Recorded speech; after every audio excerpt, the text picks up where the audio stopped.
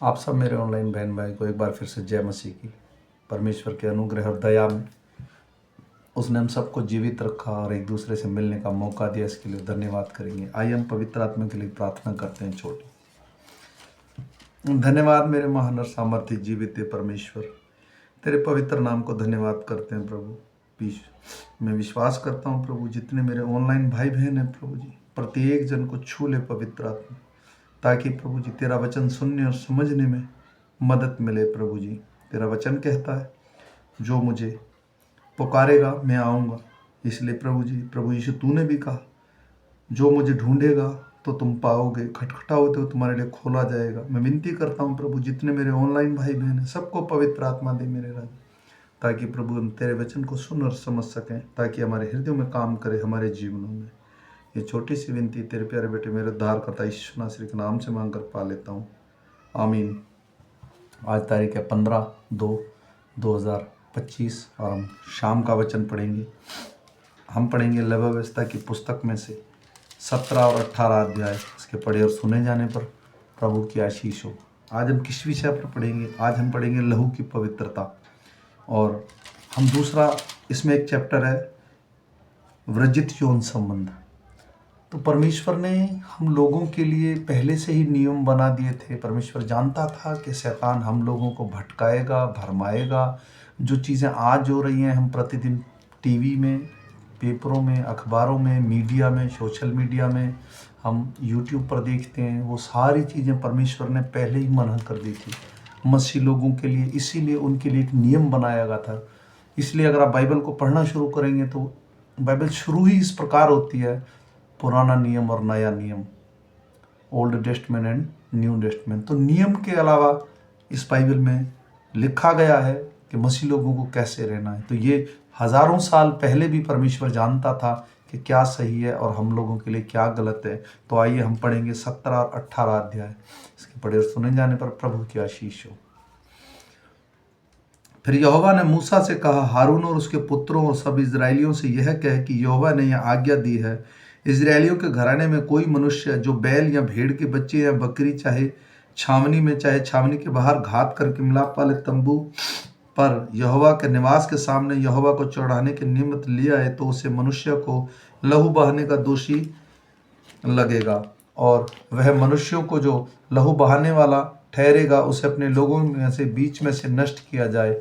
इस विधि का यह कारण है कि इजरायली अपने बलिदान, जिनको वे खुले मैदान में वध करते हैं, वे उन्हें मिलाप वाले तंबू के द्वार पर याजक के पास यहोवा के लिए ले जाकर उसी के लिए मेल बलि करके बलिदान किया करें, और याजक लहू को मिलाप वाले तंबू के द्वार पर यहोवा की वेदी के ऊपर छिड़कें और चर्बी उसके सुखदायक सुगंध के लिए जलाएं।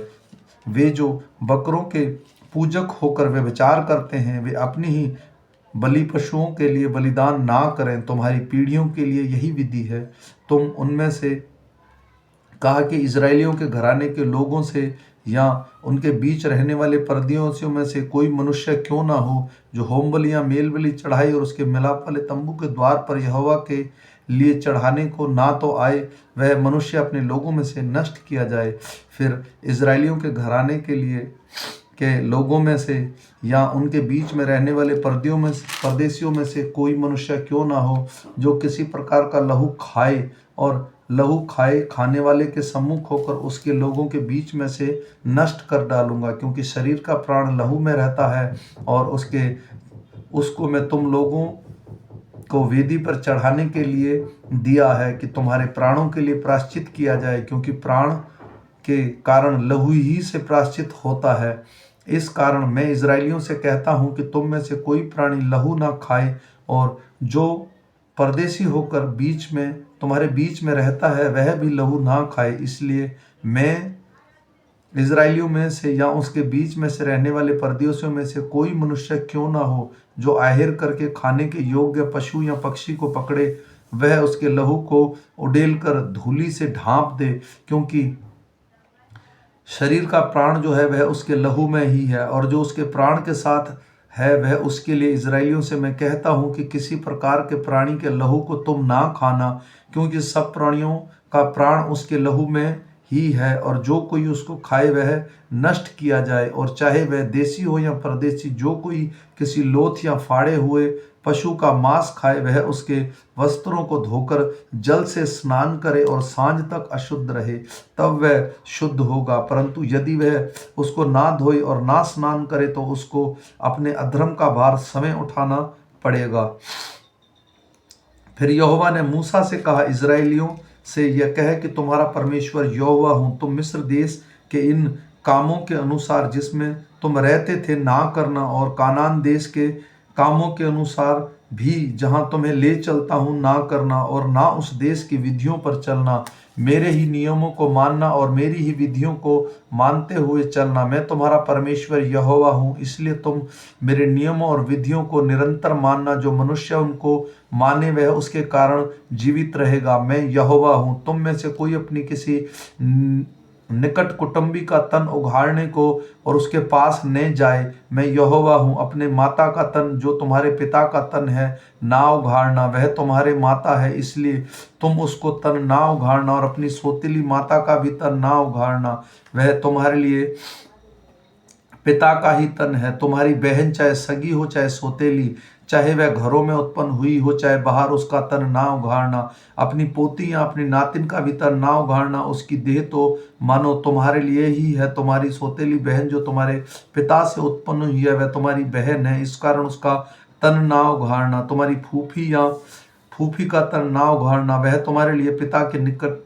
कुटुंबिनी है। और वह अपनी मौसी का भी तन ना उघाड़ना, क्योंकि वह तुम्हारी माता की निकट कुटुंबिनी है। अपने चाचा का भी तन ना उघाड़ना, अर्थात उसके स्त्री के पास ना जाना, वह तो तुम्हारी चाची है। वह बहू का तन भी ना उघाड़ना, वह तुम्हारे बेटे की स्त्री है, इस कारण तुम उसका तन ना उघाड़ना। अपनी भोजी का भी तन ना उघाड़ना, वह तुम्हारे लिए भाई की ही तन है। किसी स्त्री और उसकी बेटी दोनों के साथ तन ना उघाड़ना, और उसकी पोती या उसकी नातिन को उसकी स्त्री करके उसका तन ना उघाड़ना, वे तो निकट कुटुंबनी है। ऐसा करना महापाप है। और अपनी स्त्री की बहन को अपनी स्त्री करके उसकी सौत ना करना, कि पहले के जीवित रहते हुए उसका तन भी उगड़े। फिर जब कोई स्त्री अपने ऋतु के कारण अशुद्ध रहे तब वह उसके पास उसका तन उघाड़ने को ना जाना। फिर अपने भाई बंधु की स्त्री से कुकर्म करके अशुद्ध ना हो जाना। अपना संतान में से किसी को मेलेक के लिए होम करके ना चढ़ाना, और अपने परमेश्वर के नाम को अपवित्र ठहराना। मैं यहोवा हूँ। स्त्री गमन की रीति पर पुरुष गमन ना करना, वह तो घिनौना काम है। किसी जाति के पशु के साथ पशु गमन करके अशुद्ध ना हो जाना। ना कोई स्त्री पशु के सामने इसलिए खड़ी हो कि उसके संग कुकर्म करे, यह तो उल्टी बात है। ऐसा कोई भी काम करके अशुद्ध ना हो जाना, क्योंकि जिन जातियों में तुम्हारे लिए आगे से निकालने पर हूँ उन्होंने ऐसे ही काम करके अशुद्ध हो गई हैं, और उनका देश भी अशुद्ध हो गया है। इस कारण उन पर मैं अधर्म का दंड देता हूँ और उस देश में अपने निवासियों को उगल देता है। इस कारण तुम मेरे विधियों और नियमों को निरंतर मानना, और चाहे देशी चाहे तुम्हारे बीच में रहने वाला परदेशी हो, तुम में से कोई भी ऐसा घिनौना काम ना करे, क्योंकि ऐसे सब घिनौने कामों को उस देश में के मनुष्य को जो तुमसे पहले उसमें रहते थे वे करते आए हैं। इसी से वह देश अशुद्ध हो गया है। और अब ऐसा ना हो कि इस रीति से तुम जो जाति तुमसे पहले उस देश में रहती थी उसको उगल दिया, और इसी रीति से तुमको भी तुम उसको अशुद्ध करो तो वह तुमको भी उगल दे। जितने ऐसा घिनौना काम करें वे सब प्राणी अपने लोगों में से नष्ट किए जाएं। यह आज्ञा जो मैंने तुमको मानने को दी है उसे तुम मानना, और जो घिनौनी रीतियां तुमसे पहले प्रचलित है उसमें से किसी पर ना चलना, और ना इसके कारण अशुद्ध हो जाना। मैं तुम्हारा परमेश्वर यहोवा हूँ। आमीन।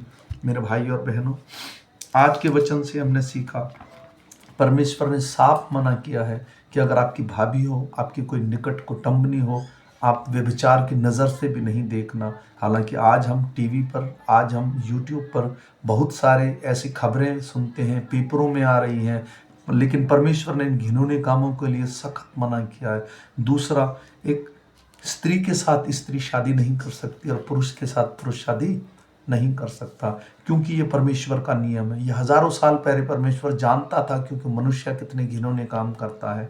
और खासकर उसने कहा तुम मेरी प्रजा हो, जिन लोगों को मैं निकाल कर तुम्हें तुम्हारा देश कानान देने पर हूँ, और जिस देश से तुम्हें मिस्र से निकाल के लाया हूँ, उन सब में ये घिनौने काम होते थे। आज देखिए कई देशों में पुरुष पुरुष के साथ शादी कर रहा है, स्त्री स्त्री के साथ शादी कर रही है, लेकिन बाइबल इसके लिए क्लियरली साफ साफ मना करती है कि ये परमेश्वर की नियम है, बिल्कुल गलत है।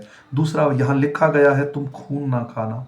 तीसरा यहाँ लिखा गया है कि परमेश्वर ने कहा तुम ऐसे काम करने वाले को हमारे बीच में से नष्ट किया जाए, मैं तुम्हारा परमेश्वर यहोवा हूँ।